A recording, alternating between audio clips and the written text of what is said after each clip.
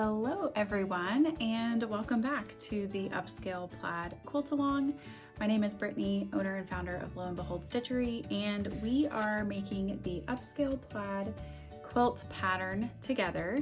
This is week 2 of 4 of our Upscale Plaid Quilt Along. Last week was week 1, and we cut all of our fabrics, so if you are just now tuning in, make sure that you go back and watch that video before you move on to this video. And this week we are going to start sewing. So we're going to be strip piecing this week, and we are just going to kind of cover some highlights of this pattern in regard to strip piecing and creating our blocks for this quilt. So that's what this week is about. You can find the week 2 blog post that goes along with this video over on our blog. I'm going to link to that below if you're coming across this video on YouTube. You will find a written version of everything that we are doing, including information on prizes and the schedule and all of those things in the blog post. So the videos and the blog are meant to go hand in hand, so be sure that you check out both.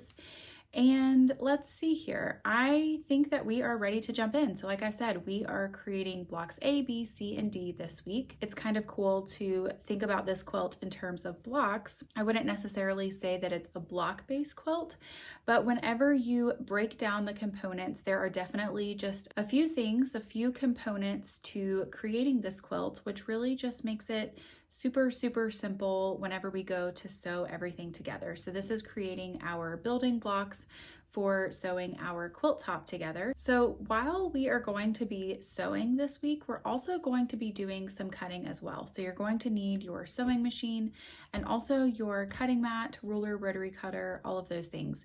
In strip piecing, you sew long strips of fabric together and then you subcut those strips to get the pieces that you need.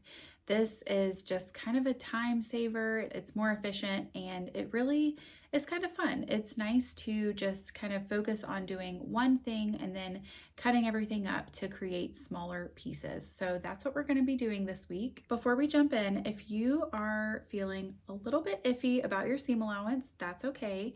I have a really great blog post for you to read. I think it's called How to Test Your Seam Allowance. I'm going to link to it below this video. I want you to read through that blog post and just kind of digest the information around what affects your seam allowance. Things like the thickness of your fabric, the thickness of your thread, how you press your seams if you press them open versus one side, how many seams are in the block that you are creating. There's a lot of different factors that can affect your seam allowance.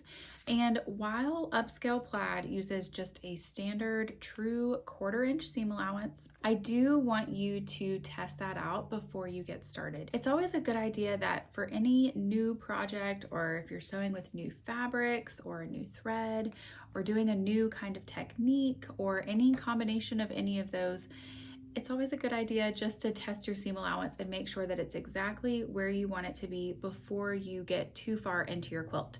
So I want you to do that before moving on. The blog post explains how you can test your seam allowance if you don't have like a standardized way to do that.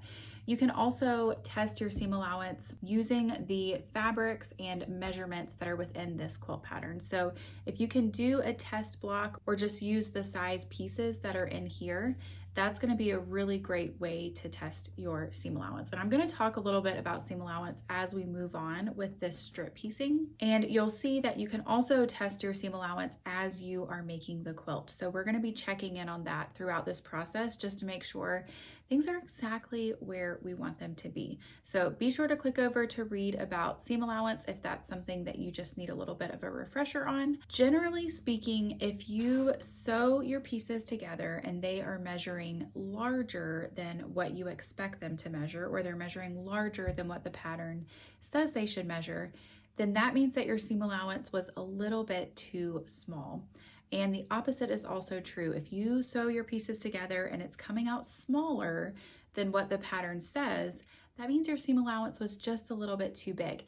And even just a difference of like a thread width. The width of a thread is so tiny, but if that multiplies over lots of seams, then that can really add up to kind of a big amount. So definitely want to check into that and keep that little tidbit of information in mind as we're moving through the pattern. Also keeping in mind that for the larger sizes, so the lap, throw, queen, and king, so all of the quilt sizes that make an actual quilt, for this week we are going to be pressing those seams open.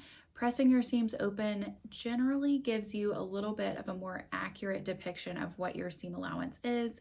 For the coaster, placemat, and pillow, you're going to be pressing those seams to one side, and anytime you're pressing seams to one side, there can be a little bit of a fold of fabric that goes around that seam. It just naturally happens. You really want to make sure that you get that seam flat, because that little fold of fabric can eat up your fabric of your finished piece and make it smaller than what it needs to be. Okay, so be sure your seam allowance is tested before you move on. Hit pause on this video if you need to. Otherwise, let's take a look at the pattern. In the paper pattern, page 5, at the top, the digital pattern, I believe it's also page 5 at the bottom.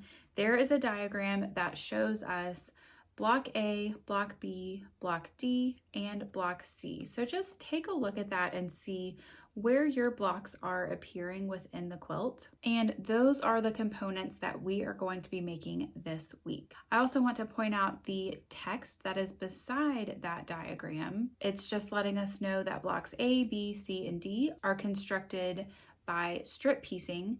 And the coaster, placemat, pillow, we're going to press all of those seams according to the instructions that are in the pattern. So we're going to want to read closely if we're making those sizes. And for the lap, throw, queen, and king, we're going to press all of our strip sets open. So that's just written up there at the top. If you forget what you're supposed to be doing, refer to that. And then if you're making one of the smaller sizes, just read carefully within each block for the direction that you are pressing your seams. And this is just because with the larger sizes, we are going to be creating quadrants and then sewing those quadrants together later on. If you flip ahead in the pattern, you'll see a little bit of what I mean about that. And depending on what layout you are making, not every seam is going to nest. Of course, we tried to get nesting seams whenever we could as much as possible, but because of all the different layout variations, not everything is going to nest. So that's why we have them pressed open, so that whenever we go to sew them together, there's not going to be any sort of bulkiness that happens at that intersection. So we'll talk about that a little bit later on. So let's look at block A first. I want you to pay really close attention to these tables. We have the sizes of the quilt that we are making on the left-hand side of the table. And then across the top, we have A1, A3, and then what we're actually cutting. So A1 tells us, if you look down at the size that you're making, you're gonna have 2 A1 strips, and it gives you that exact measurement. A3 does the same thing. It says we're gonna have 1 of those strips. It gives the exact measurement. And then under cutting, we see that we're cutting block A, and we're going to get the number of block A pieces and what those pieces should measure. Let's take a look at what this is going to look like. We can see that block A uses A1 and A3. So I am going to grab my A1 strips and my A3 strips. And I'm making the throw size, so I'm going to have 2 different strip sets. I am going to just focus on that first strip set first. So for my A1 pieces, for the throw size, I am going to need 2 of my width of fabric strips. So they are going to open up, and this is why it was really important that we cut our strips straight last week. So I'm going to have 1 strip like this, just looking at the diagram. This is my A1 strip. And then this is my smaller piece. This is my width of fabric A3 strip. So I'm going to open this one up as well. And this is what I'm going to be creating. So this is just like the diagram underneath block A. So I have my A1 strip, A3, and A1, making sure that my measurements are all what the chart says that they need to be. And then I'm just going to sew these 3 strips together to create my strip set. So we're just going to do that one strip at a time. Anytime we are sewing long pieces together, long strips together, it's always a good idea to use pins. And I am someone who, I didn't really believe that when I first started quilting. I thought, I don't really need to use pins. They don't really make that much of a difference. But especially whenever you have a really, really long seam, this top strip or whatever strip is on top, or even the strip that's on the bottom, can sometimes just get accidentally pulled and stretched, and it can just kind of warp a little bit.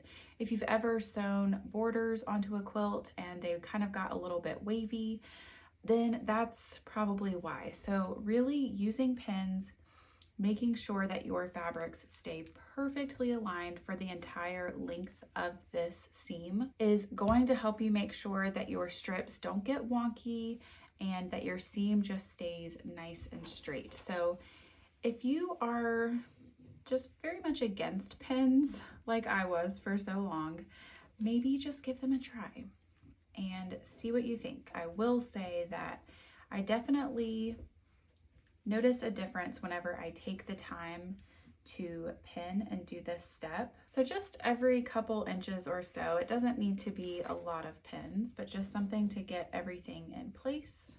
I really love these pins here. They are extra fine glass head pins. I will link to these in the blog post, but they are my favorite pins.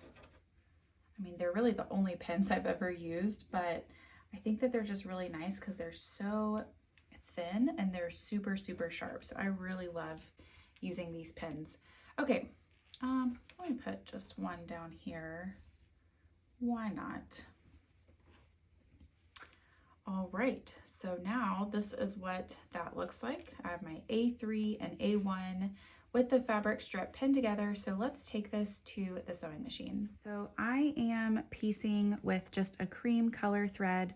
Honestly, I use this in about 99.99% of my quilts. I just use a light color and it works great. It is a 50 weight Aurifil thread, and I have that for my bobbin as well.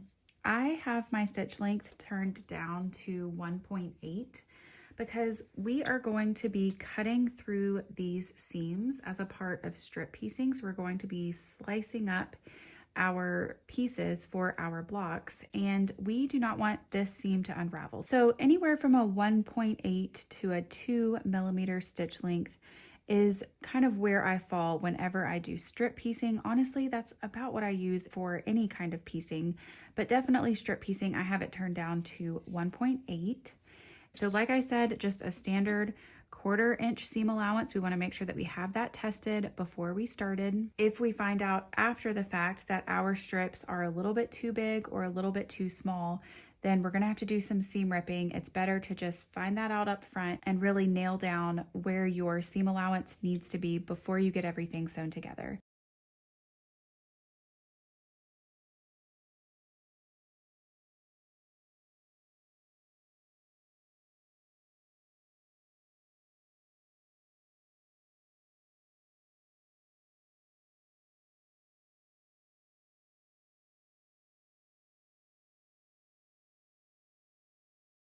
Okay, so then I cut my threads. There is no need to backstitch at the beginning and end of this seam. And this is what that looks like. So now let's take this to our ironing board. Okay, I am at my ironing board. Bless this ironing board. It has seen better days. I've been on the hunt for a new ironing board for a few months now, and I have not found the right fit, but I am working on a knitting project. I'm making this cardigan that's kind of quilty themed, and I'm really excited about it, but I just blocked my blocks for that cardigan, and I did it on this ironing board, and it made my ironing board look like this. So it is still functional, but it is not nice to look at. But nonetheless, here we are. I am also using my new iron. This is actually my first time literally using it. I haven't even turned it on until now. So I'm excited to give this a try. It's the mini iron. It's actually a lot bigger than I thought it would be. It's kind of like in between a mini iron and a full-size iron in my opinion. But anyways, I'm excited to try this out. So I have my A1 and A3 strip here, and I want to point out to read the pattern closely because the coaster, placemat, pillow, those 3 sizes, we are going to be pressing those seams to one side. But for the lap, throw, queen, and king, we are going to be pressing our seams open. So let's say you are making a smaller size and you're going to be pressing your seams to one side. Essentially what you're going to do is, oh, there's a light. Oh, that's cool. You're going to set the seam first. So just kind of pressing it flat to start. And then for block A, it says we want to press the seam towards the center, depending on what size we're making. So assuming you're making the smaller size, you will press it this way because this is going to be the center of our strip set. So then you're just going to use your fingers to press it to one side and then follow with an iron, really making sure that you get that seam as flat as possible, get the nose of your iron in that seam so that there isn't a huge fold around your seam because that can affect the finished size of your measurement. You want to get that seam as flat as possible. I'm making the throw size, so we're going to be pressing the lap size and above. We're going to be pressing those seams open, so I'm going to get this flat again. I'll just start out by just going right in and giving it a good press, using my left hand to start the seam with my fingers to get those 2 fabrics separated and open. And then I'll just follow with an iron. You want to make sure that you're not pulling or stretching your fabrics. So kind of lifting up on the iron a little bit as you are moving it. And if you have a wool pressing mat, which I love, that is going to help you get flat seams because it's going to absorb the heat underneath the fabric and then give heat from below as well. It also grips the fabric so that it doesn't slide around as you are moving your iron. This iron is pretty smooth. It is getting the job done. I like that it's small too. It's a little bit easier on my wrist. So I'm just pressing this entire seam open. And at this point, you are welcome to just go ahead and test your seam allowance. This is optional. If you've already tested it, if you're already feeling confident with where you are, you definitely don't have to do this. But basically, if you add up the unfinished measurement of these 2 pieces, so whatever size pieces you just sewed together, add those together and then subtract a 1/2 inch. Because we have a 1/4 inch subtracted for this fabric, a 1/4 inch from this fabric. So if you measure your piece and it is larger than that number, then your seam allowance was probably a little bit too small. And if your piece is smaller than that number, smaller than what it's supposed to be, then your seam allowance was probably a little bit too big. Or you have a little bit of a fold around this seam and you want to go back to your ironing board and press it. Make sure that you get this seam as flat as possible so that it's not accounting for any fabric in your finished piece. So for example, this is not the size of my pieces, but let's say that this is a 1-inch strip and this is a 2-inch strip. Add that together and that should be 3 inches, but then I'm going to subtract a 1/2 inch. So then my pieces should be 2.5 inches once they're sewn together. So that's how you can kind of double check what it is that you are doing, or you can wait until you sew your 3rd strip to the other side of this piece and then you can measure it after the fact. But it's definitely something that if you catch it earlier, then that's going to be better. And you want your seam allowance to be accurate and consistent from block to block so that your seams line up whenever you sew your quadrants together. Okay, so I have my A1 strip sewed to my A3 strip. Now I'm going to take my next A1 strip, pin it in place, sew my seam, and then press my seam open.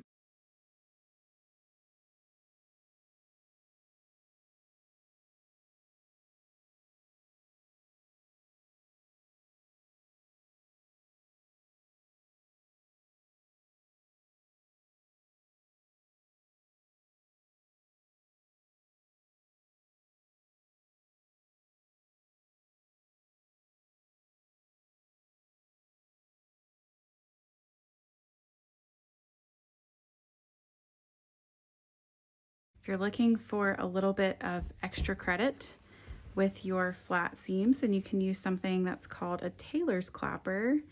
And it's just a solid piece of wood that you can put over your seams after you have pressed, and it absorbs the heat and helps just set your seams so that they are really flat and super crisp. And you just hold it in place for a few seconds and move on. That is definitely an option. It's not required, but it's worth a try if you are really looking to get the flattest seams possible. A wool pressing mat, tailor's clapper will do the trick.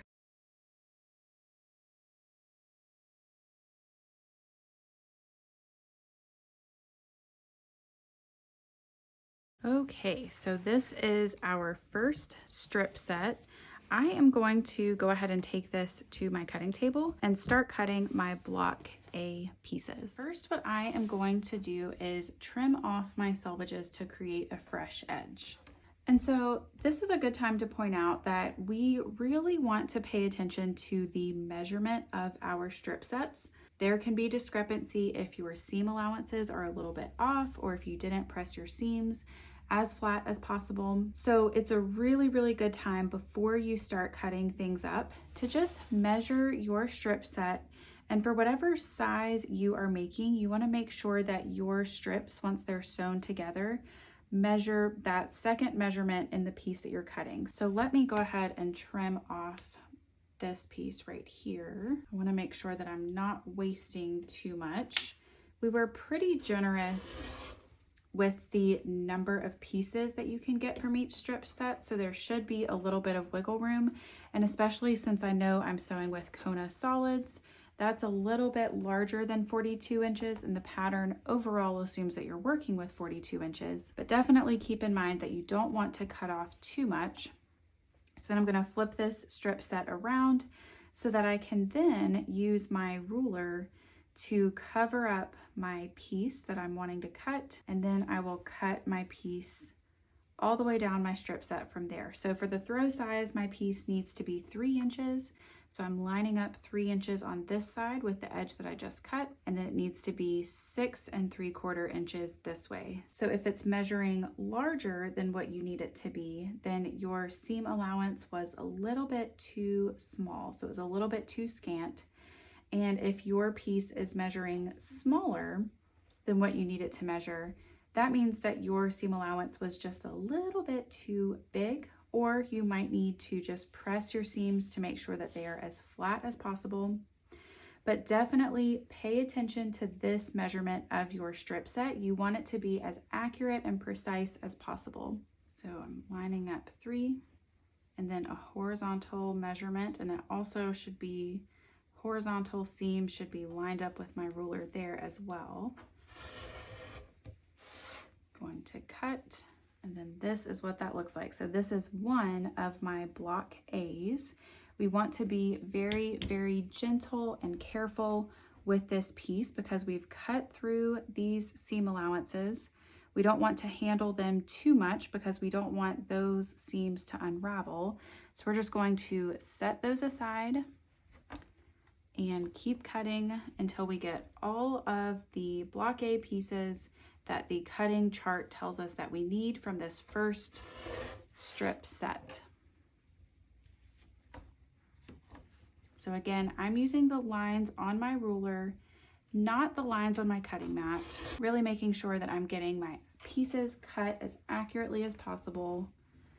I just trust the lines on my ruler a lot more than I do my cutting mat, so that is my personal preference.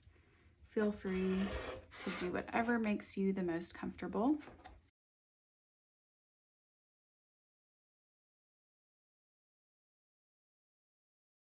All right, and right here you can see where this was my fold and my width of fabric strips. Since I took the time to refold and repress my fabric last week in week 1, these strips were nice and straight whenever I sewed them together, but if you have just a little bit of wonkiness around this area, it happens, and you can actually just cut around this area. You want to make sure that you have enough fabric to do that, you can trim off your selvages down here and start cutting from this end. And then by the time you get here, you can determine if you were able to get the number of blocks that you needed from this strip, and maybe you are able to leave out this part if it's a little bit wonky, or you might get all the way to the end and you might end up having to cut into it a little bit. You can go back to your scrap fabrics. If this ends up being really wonky and you need to sew a new piece, you are welcome to do that, but just keep that in mind. I've definitely ended up with some wonky areas around my fold before, and I will just try not to use them if it's at all possible. But since we really took the time to be extremely careful with our fold of fabric when we were cutting those with the fabric strips, it should be nice and straight and everything should be square and working out beautifully. Now, I will say that sometimes when you are cutting strip pieces like this, things get just a little bit off. You might notice that this edge is starting to veer off in one direction. And if that happens, then just flip your fabric around. And you might have to do this every so often. Just square up your strip set to make sure that your corners are a 90-degree angle. So mine was just a teeny tiny bit off there. You don't want to trim off too much and you don't want to waste too much. That's definitely a risk in doing that. But we really want all of our pieces to have those perfect 90-degree corners in each of the 4 corners of the block. So just be mindful of that.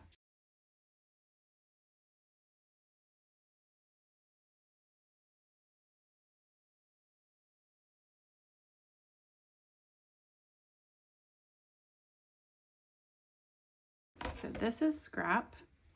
I'm going to count and see what I have. Odds are I might have one more piece than what I needed because these are Kona solids and they're a little bit longer than 42 inches. You might end up with a few more extra strips. That's okay, as long as the total number ends up what you need it to be. You might just be cutting less strips from your second strip set. Again, being super, super careful whenever you are dealing with these edges right here. I'm going to repeat. The throw size has 2 strip sets, and the second one are these smaller pieces. For the queen and king, your second strip set is another width of fabric strip set, but for the throw, we have this smaller second strip set. I'm going to sew these together just like I did here, and then I'm going to cut my remaining pieces that I need. So we're going to repeat this process for block C, block B, and block D. Block D is composed of a row D1, a row D2, and another row D1. So you are going to strip piece to create these rows just like you have done before. And then we are going to sew these pieces together to create our block D unit. Now I want to just give you a couple of tips whenever you are sewing these pieces together. I like to do these in batches. So I'm going to go through and sew my first 2 rows together for all 16 of my block Ds. Then I will go through and press all of my seams, come back, and then add the remaining 16 row D1s to those units. So what I will do is just get my pieces lined up first and either pin in place or use glue. And I want to show you both because it's really important that you take the time to really just align these seams. If you're making one of the smaller sizes, you have nesting seams. For the larger sizes, our seams are pressed open. And if you have glue, this is Sew Line glue, you can just put a little bit of glue right at those seams, because that's really what we care about, is we really want those intersections to be perfectly aligned. And then you can take this piece and place it right on top, getting those seams as aligned as possible. You can fold it like this and just double check and make sure that it's right where we want it to be. We don't want to put any glue past 1/4 inch. We want our glue to stay really close to this edge because whenever we press this seam, we don't want there to be any glue on the front part of our fabric. Now, a con for using glue, and you notice that I used just a teeny tiny bit right at those intersections, I am going to press this seam open. So that's why I don't want to use too much glue. I don't want to have to deal with that with my iron. So just a tiny, tiny amount to get those seams aligned. You might even decide to put a pin right here and a pin down here just to hold everything in place. Maybe even right here. And then we will go and sew this seam. Now, if you do not want to use glue, sometimes I do, sometimes I don't. It just kind of depends on how I'm feeling. But you can do the exact same thing, but just really making sure that those seams are aligned. You could even put a pin kind of going diagonally through the seam like that to really make sure that your pieces don't shift as you're sewing. Just kind of experiment with this. See what gives you the best results. You want to be really careful that you don't accidentally pull this seam apart, so try to be gentle with it. But I usually will just kind of pin like this. I've seen something called fork pins, and those are just like pins that have 2 pins essentially in them, and you can use that for these seams. But I found that I typically just have good results using regular pins. You can even just put them straight on. I don't necessarily know if putting them at a diagonal really makes that much of a difference, but you could do double pins like that. That way, whenever you take out this pin as you're sewing, this pin is still going to be holding the fabric in place. So then we are going to do this for all of our row D1 and D2 pieces. We're going to get those seams sewn, press them open, and then add the following D1 row.